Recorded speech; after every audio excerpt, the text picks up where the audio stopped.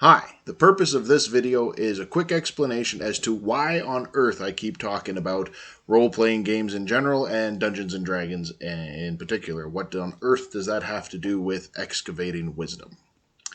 Well, first of all, let's, for those of you who don't know it or have never tried playing one of these games, let me just do a quick explanation of what a role-playing game is, how it works.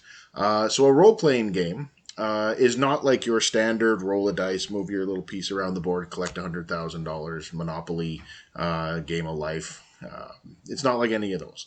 What it is a cooperative storytelling game. Basically, one guy, usually at the head of the table, comes up with a story, plot, bad guys, traps, pitfalls, obstacles, and everybody else gets to play the heroes. Everybody else plays a character.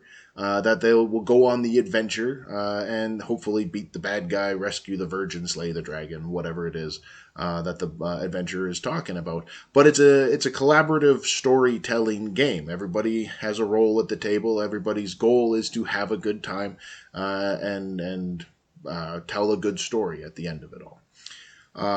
So that's what a role playing game is. Why on earth are we talking about role playing games here? Well, one, I'm familiar with it, so it's a good place to start because I've already spent all the time learning rules and playing the games and making an ass of myself and having some fun with some good people.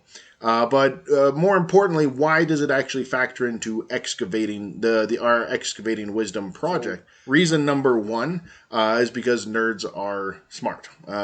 Generally speaking, there are exceptions, but nerds, as a general rule, happen to be of above average intelligence, which is handy when you're putting forth new ideas.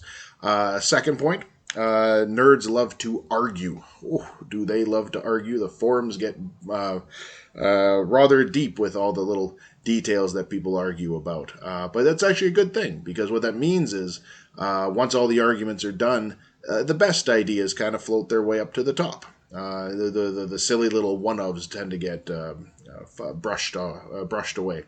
But the good ideas do tend to come out. So smart people who love to argue. That puts good ideas out. Now, if you're trying to make a game to cater to these guys, you gotta have a pretty darn good system in place. And there's lots. There's Pathfinder, Ravenloft, Rifts. There's lots of them, but Dungeons and Dragons is probably the most commonly known one. You see it on The Big Bang Theory. They're even playing about it, or they're even playing Dungeons and Dragons on The Big Bang Theory. So. It's much more commonly referred to. So I'll be talking about that one when I talk about it. But the question is, the real question about why do we include Dungeons and Dragons and role-playing games in general talk in the Excavating Wisdom project, our Excavating Wisdom project, is because when you have intelligent people who love to argue and you're trying to sell something to them, that's a low resolution reality. That's really what a role playing game is. In a sense, take complex, very complex scenarios like a combat situation or a diplomatic situation, or even just impromptu bar fights, because quests often start in taverns for some reason. But when you're trying to sell something to these guys as a low resolution reality, you're really doing is you're trying to distill down complexity so that you can set some rules, so that there's a fairness to the game, so there's some balance, so that things flow pretty smoothly from one room to the next. Five rooms makes a dungeon for a night sometimes.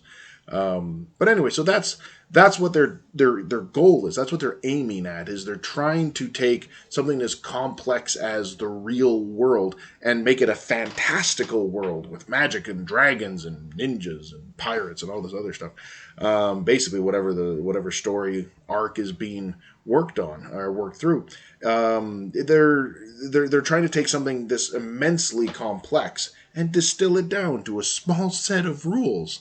There's some leeway built into it, but they've done a wonderful job of taking complexity and distilling it down to a low resolution version of reality that the nerds, my people, can argue about forever and ever as they're going off on their adventures. And that's greatly useful, so that when I'm referencing things like Wikipedia or an encyclopedia, or I find a website that dives into a theme very deep, and then and they hit it real good. What I'm looking for from the D&D side of things is the simplified version. Here, I'll give you an example. On a character sheet, you have 6 ability scores that make up your character, and they all factor into your skills and whatnot, and what you can do and what you're good at. But there's strength, dexterity, constitution, intelligence, wisdom, ding ding ding, and charisma. So it's kind of interesting that out of all the different versions of games that have existed for decades now, the leading contender has boiled a person's attributes, their ability scores, down to 6 things: strength, dexterity, constitution, intelligence, wisdom, and charisma. And wisdom is still on the list. It hasn't been washed out.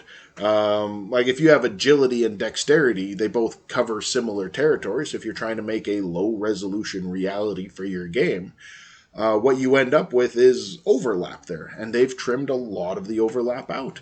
They've done quite a good job, actually. So the fact that wisdom is still on the list is very interesting to me, because it captures things that raw intelligence or personality like charisma can't. And that's interesting. So when I'm looking for sources to compare, to dig into, to look at a little bit closer, one of the sources I'll probably be referencing is role-playing games, Dungeons and Dragons in particular, because they've simplified it. They've made it user friendly in a sense. They've taken something as immensely complex as reality, and they've boiled it down to, here are the rules. That's handy. So if you're trying to explain why wisdom exists, like we're trying to, what sources of wisdom we can trust, what are all the different wisdoms of the world, and are there any commonalities? Is there something deeper than wisdom that we can rely on, which is essentially what this project is. When you're trying to do that, having a simplified system is immensely helpful. Particularly when it's made by smart people who like to argue, and thanks to our wonderful internet, they argue a lot at all hours of the night. Anyway, so that's what I just wanted to make this quick video about, to explain why from time to time you're going to hear me referencing Dungeons and Dragons. It's a combination of I'm familiar with the material, and it's useful to simplify complexity into a more simplified version, a low-resolution version of reality. And that's what role-playing games are. All right. Thanks. Have a good night.